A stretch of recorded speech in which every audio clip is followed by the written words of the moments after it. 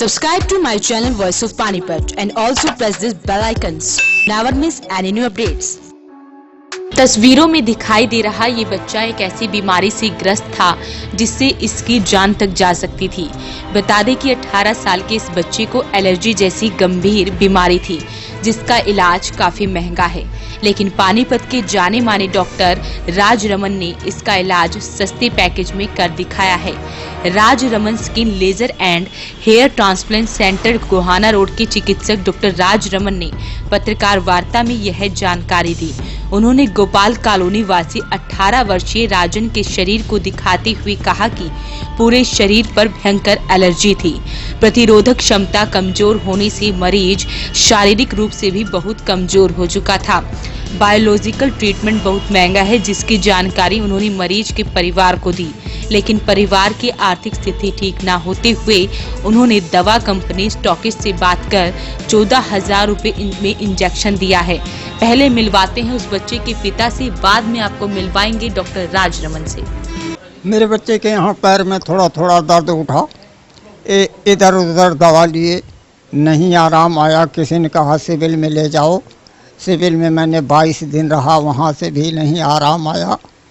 फिर वहाँ से मैं रिफ़र किए कल गए खानपुर रहे, 15 दिन नहीं आराम आया।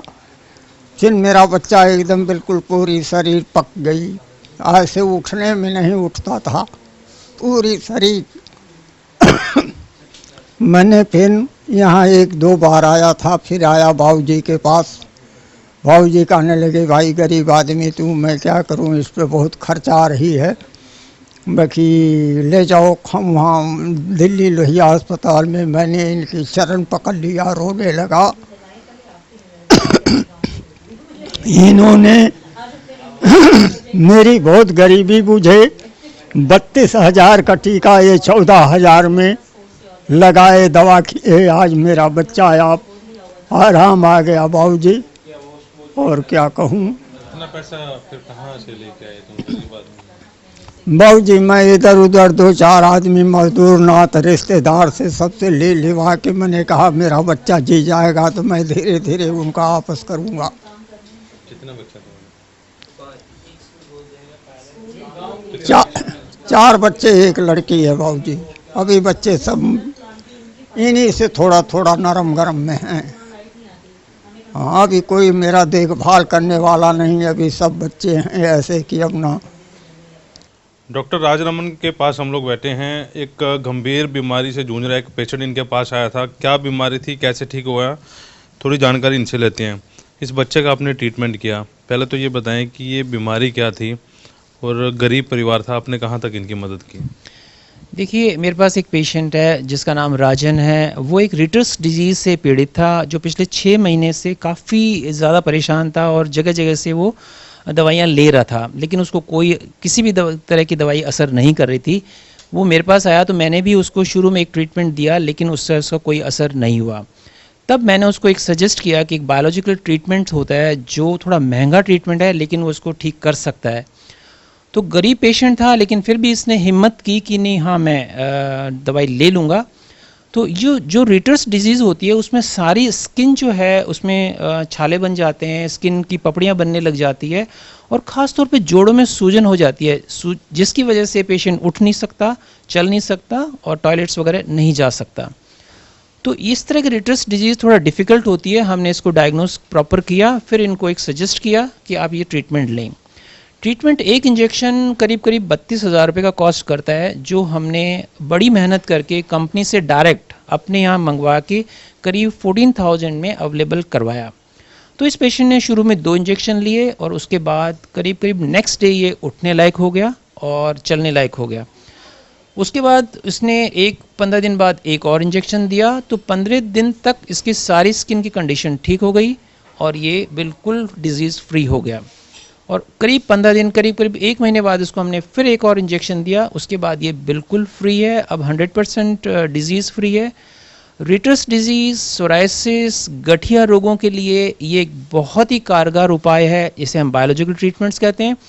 कुछ सीरियस स्किन डिजीज़ जैसे पेम्पिगस या पेम्पिगॉइड, जिसमें हमारे पूरे स्किन में छाले बन जाते हैं, जो लोग स्टेरॉइड्स खाते रहते हैं लेकिन स्टेरॉइड्स की वजह से वो दबी तो रहती है लेकिन फिर बीमारियां आ जाती है।